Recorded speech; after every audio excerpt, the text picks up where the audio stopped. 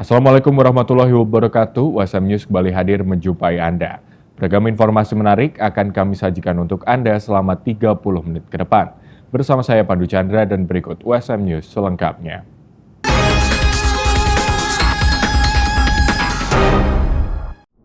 Pemanfaatan teknologi digital saat ini dapat digunakan dalam berbagai hal. Salah satunya digunakan untuk melakukan pembelajaran yang interaktif. Dosen Fakultas Teknologi Informasi dan Komunikasi Universitas Semarang memberikan pelatihan pemanfaatan teknologi digital untuk pembelajaran bahasa Inggris yang inovatif bagi siswa kelas 12 Madrasah Aliyah Negeri atau MAN 1 Kota Semarang. Kegiatan pengabdian yang berlangsung beberapa waktu lalu itu dilakukan oleh dosen Universitas Semarang, diantaranya Heti Catur Eliawati SSM Hum, Saiful Hadi STM.Com, dan Doktoranda Kurinta Sinta M Hum, dan melibatkan 2 mahasiswa program studi S1 Sistem Informasi. Pelatihan yang diikuti 30 siswa ini terlihat menarik, pasalnya diselingi dengan games menarik dan diberikan hadiah bagi siswa. Tujuan dari pengabdian ini adalah berusaha untuk meningkatkan kemampuan bahasa Inggris dalam hal membaca, mendengarkan, berbicara maupun menulis siswa kelas 12 untuk lebih dengan media yang lebih interaktif sehingga siswa tidak merasa bosan dan bisa dilakukan di mana saja. Jadi menggunakan aplikasi apa? Menggunakan aplikasi Duolingo kebetulan.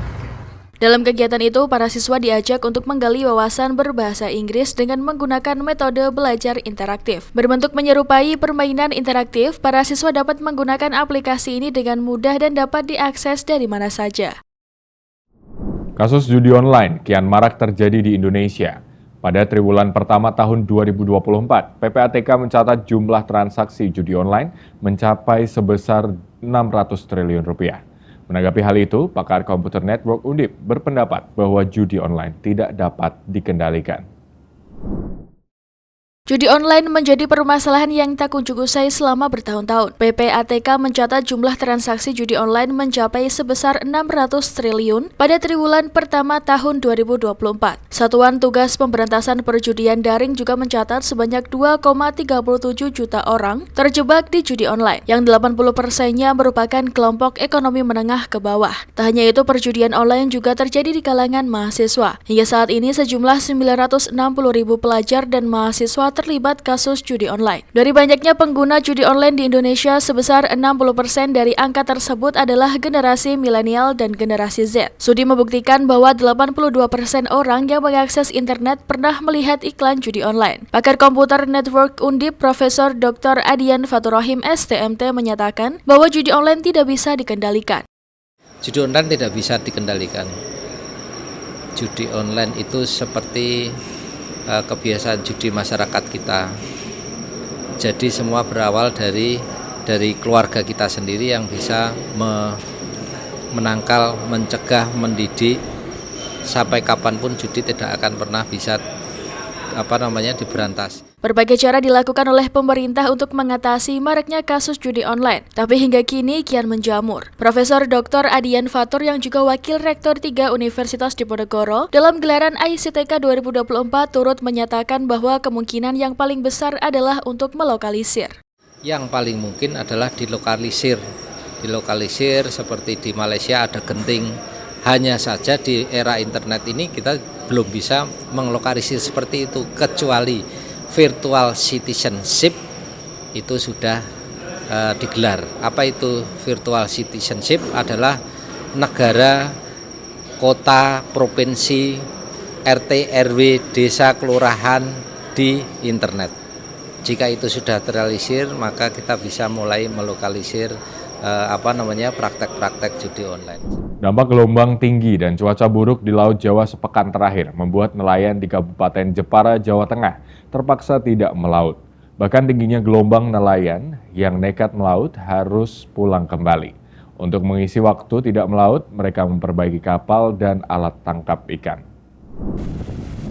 Beginilah kondisi gelombang laut di pesisir Laut Jepara, Jawa Tengah sepekan terakhir. Tingginya gelombang yang mencapai 2,5 meter sampai 3 meter di tengah laut membuat ratusan nelayan di Kota Ukir tidak berani melaut. Bahkan beberapa nelayan yang nekat melaut harus kembali lagi pulang ke rumah karena tidak berani terjang tingginya ombak. Akibat cuaca buruk dan gelombang tinggi ini, para nelayan tradisional pun hanya pasrah sembari memperbaiki alat tangkap dan perahunya hingga izin berlayar mencari ikan diperbolehkan dari dinas terkait. Hermanto, salah satu nelayan, mengaku masih terus menunggu informasi dari pemerintah untuk izin berlayar mencari ikan. Menurutnya, gelombang tinggi di laut mencapai 3 meter sehingga selain sulit mencari ikan juga berdampak pada keselamatan para nelayan. Mbak, cuaca buruk nih sudah berapa hari nggak melaut, Pak? Udah ada 1 mingguan. Kadang ya berangkat, kadang kalau berangkat jam 3 berangkat. Jam 6 ada angin kencang kembali lagi. Tidak nentu. Iya. Nah, jadi tapi ini sudah 1 minggu ini ya? Iya, lebih malah. 1 mingguan kelihatannya. Kenapa di laut, Pak? Gelombangnya besar. Kalau berapa itu? 2 meter, 3 meter ada. Kondisi itu bagaimana kalau nelayan perahu masih melaut gitu, Pak? Oh, ada berani ya. Maksudnya kalau kita di tengah melaut, takutnya kalau ada apa-apa kan yang rugi kita sendiri. Tapi kadang ya ada yang berani karena ya kebutuhan ekonomi.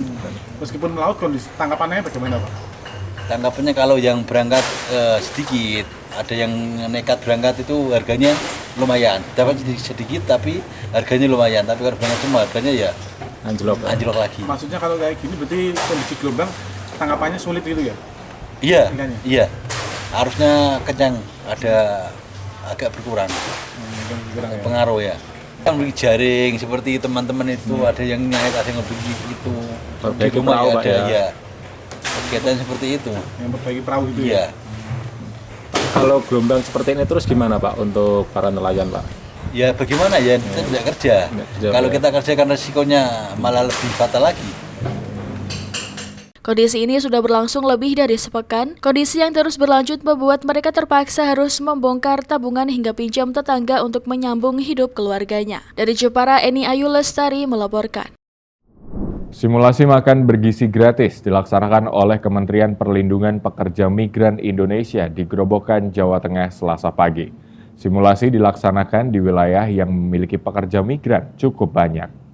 Wakil Menteri Perlindungan Pekerja Migran Indonesia Zulfikar Ahmad Tawala mendatangi Desa Wolo, Kecamatan Penawangan, Grobogan. Secara simbolis, Wakil Menteri menyerahkan makanan bergizi kepada para siswa SD dan SMP di Aula SMP Negeri 1 Penawangan. Wamen kemudian melanjutkan kegiatannya memantau makan bergizi gratis di Madrasah Ibtidaiyah Hidayatus Syariah Wolo, SD Negeri 1 Wolo, dan SD Negeri 2 Wolo. Simulasi ini dalam rangka ikut merealisasikan program makan bergizi gratis dari Presiden Prabowo. Indonesia ikut andil melaksanakan simulasi di wilayah yang memiliki pekerja migran cukup banyak. Ya, alhamdulillah kita dalam rangka Migran Day kami melaksanakan simulasi program nasional makan bergizi gratis, dan ini adalah titik keempat. Kami sudah melaksanakannya di Jogja, kemudian di NTB, lalu kemudian di Cirebon, lalu hari ini di Grobogan.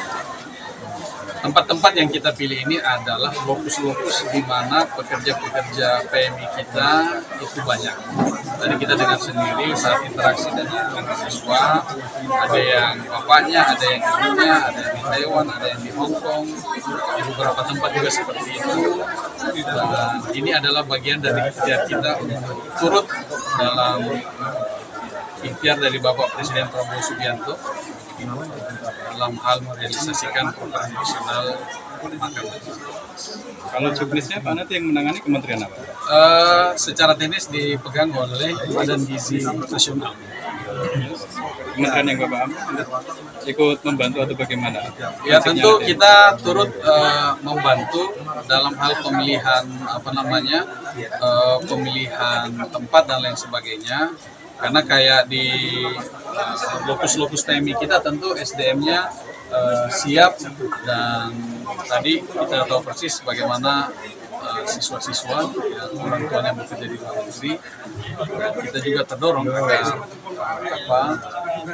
ada pelibatan aktif juga dari keluarga-keluarga PMI kita dalam hal program bergizi gratis ini. Ini merupakan simulasi keempat yang dilaksanakan Kementerian PPMI. Sebelumnya telah dilaksanakan di Yogyakarta, NTB, dan Cirebon. Kereta api Direct Train atau kereta api tanpa transit relasi Semarang-Jakarta bakal melayani penumpang pada masa angkutan libur Natal dan Tahun Baru 2025. Dengan kereta api Direct Train, waktu perjalanan akan menjadi lebih singkat. Rencananya kereta api Direct Train atau kereta api tanpa transit ini akan beroperasi mulai tanggal 19 Desember hingga 5 Januari 2025. Direktur Utama PT KAI Didik Hartantyo mengungkapkan kereta api Direct Train tersebut sudah menjalani uji coba perjalanan Semarang-Jakarta dan Jakarta-Semarang dengan waktu perjalanan lebih singkat. Dalam uji coba itu, pihaknya sudah melakukan evaluasi waktu perjalanan 5 jam 5 menit dan dalam cek kesehatan masinis dalam kondisi segar. Dalam rangka mempersiapkan angkutan Nataru, kita sudah melakukan rem cek ya, baik prasarana maupun sarana bersama DJKA.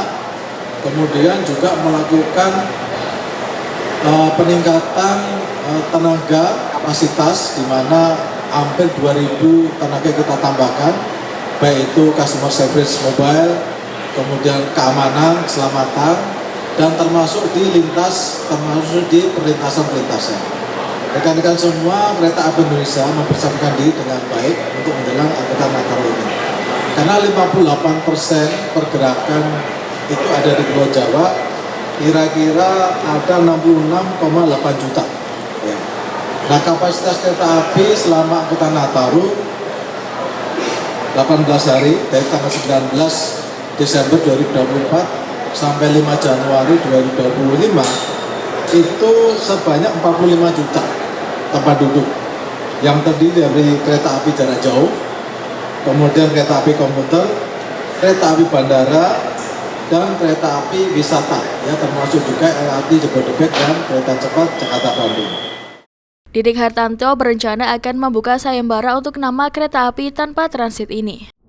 Seorang wanita berkewarganegaraan Myanmar ditangkap petugas imigrasi Kabupaten Cilacap, Jawa Tengah saat menjalani sesi wawancara dengan petugas pembuatan paspor Indonesia. Modusnya mengelabui petugas menyamar sebagai warga lokal untuk menghindari biaya kitas dan dapat tinggal lebih lama di Indonesia. Seorang wanita warga negara Myanmar diamankan petugas kantor imigrasi Cilacap, Jawa Tengah saat mengurus pembuatan paspor dengan menggunakan identitas palsu sebagai WNI. Ia ditangkap saat sesi foto dan wawancara dengan petugas imigrasi yang dengan jeli mengamati bahwa pelaku tidak lancar berbahasa Indonesia. Kecurigaan bermula ketika berkomunikasi tidak dengan fasih berbahasa Indonesia. Warga negara asing Myanmar berinisial NS didapati menggunakan data palsu saat membuat paspor Indonesia. Berkat kejelian petugas kantor imigrasi kelas 1 TPI Cilacap, upaya itu berhasil digagalkan. Menurut Kepala Divisi Kemigrasian Provinsi Jawa Tengah, Is.Edi Eko Putranto menyebutkan kecurigaan petugas bermula saat proses foto dan wawancara. NS yang memiliki perawakan dan penampilan layaknya WNI teridentifikasi belum fasih berbahasa Indonesia. IS menyebut saat pembuatan paspor, NS menggunakan nama Sarina kelahiran Kebumen 15 Agustus 1978. Terkait dengan asal-muasal dokumen yang digunakan tersebut, pihak imigrasi masih melakukan pendalaman. Adapun modusnya masih didalami. WNA yang dipersunting oleh laki-laki Indonesia ini didapati telah habis masa izin tinggalnya. Selanjutnya, WNA ini diduga melanggar keimigrasian sebagaimana dalam pasal 126 huruf C Undang-Undang Nomor 6 Tahun 2011. Nantinya jika terbukti bersalah memberikan data yang tidak sah atau keterangan yang tidak benar untuk memperoleh paspor, maka dapat dipidana. Dipidana dengan pidana penjara paling lama 5 tahun dan denda paling banyak 500 juta kepada WNA nanti apabila dalam pemeriksaan telah terbukti melakukan pelanggaran itu. Selanjutnya kepada WNI ini akan dilakukan ketahapan rumah detensi Semarang untuk proses pro justisia untuk penyidikan. Perlu melakukan proses pendalaman dan pemeriksaan lebih lanjut, ya. Yang jelas teman-teman sudah saya sampaikan di awal press release tadi bahwa pada saat ini kantor imigrasi Cilacap telah berhasil mengamankan warga negara asing. Mengenai identitasnya tadi sudah teman-teman itu semua, ya, mengamankan seorang warga negara asing perempuan yang ingin mengajukan permohonan paspor Republik Indonesia selayaknya sebagai warga negara Indonesia pada umumnya. Ya, karena kejelian petugas, ya, pada waktu dia melakukan proses foto dan wawancara, ternyata warga negara asing tersebut teridentifikasi. Pemohon paspor tersebut ternyata teridentifikasi bahwa dia seorang warga negara asing. Dugaan dari kejadian ini apabila nanti terbukti, nanti kita akan kenakan pasal 126 huruf C Undang-Undang Nomor 6 tahun 2011 tentang keimigrasian. Dan pada saat ini keberadaan warga negara asing tersebut kita akan tempatkan pada rumah detensi imigrasi yang berada di Semarang untuk kita lakukan proses penyidikan atau pro justisia. Ya, oke, terima kasih. Pemirsa, dengan mengibaratkan upaya meredam laju inflasi dengan sebuah lomba lari jarak jauh, banyak ekonom menyebut tahun 2024 sebagai the final mile alias mile terakhir sebelum garis finish. Tapi inflasi belum juga mencapai target 2% dan bahkan melonjak lagi menjelang pergantian tahun. Selengkapnya dilaporkan tim VOA dari Washington DC. Informasi ini sekaligus menutup perjumpaan kita di hari ini. Saksikan terus USM News hanya di USM TV. Saya Pandu Chandra dan seluruh kru yang bertugas pamit undur diri. Terima kasih. Wassalamualaikum warahmatullahi wabarakatuh. Indeks harga produsen atau PPI, data Departemen Tenaga Kerja Amerika Serikat yang memantau harga di tingkat grosir, melonjak menjelang akhir tahun, meningkat 0,4% secara bulanan, sehingga membuat kenaikan tahunan kembali naik ke 3%, setelah sebelumnya berada pada angka 2,6%. We did have the PPI results that came out this morning that did note a little bit higher of a growth in those wholesale prices than what is expected. I mean, coming off the tails of CPI, which was from yesterday, which is a much more favored and regarded report. CPI alias indeks harga konsumen meningkat 0,3%, sehingga kenaikan tahunan meningkat dari 2,6% ke 2,7%. Tapi untuk indeks harga konsumen, perkembangan ini tak terlalu mengejutkan pelaku pasar maupun pelaku usaha. Weren't really any surprises in today's CPI number. I think the big pivot in expectations was, several weeks ago when it looked like the path for rate cuts wasn't going to be as aggressive as the market had originally priced in. So I think that's still the big open item. Kedua indikator masih belum mencapai target Bank Sentral AS atau Federal Reserve sebesar 2%.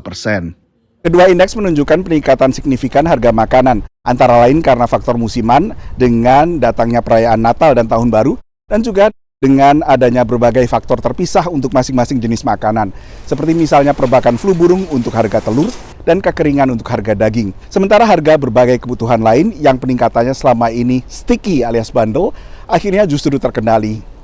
Termasuk diantaranya harga hunian, lalu harga di berbagai sektor jasa. I think it's important to remember that we are seeing over the past year a drastic decrease in inflation numbers from, the 5, 6, 7% all the way to being consistently below 3, moving toward that Fed target of towards 2%. But there is a little bit of nervousness from market participants about maybe the Fed is cutting a little bit too quickly. And so you're starting to see certain portions of the economy heat up maybe a little bit too fast.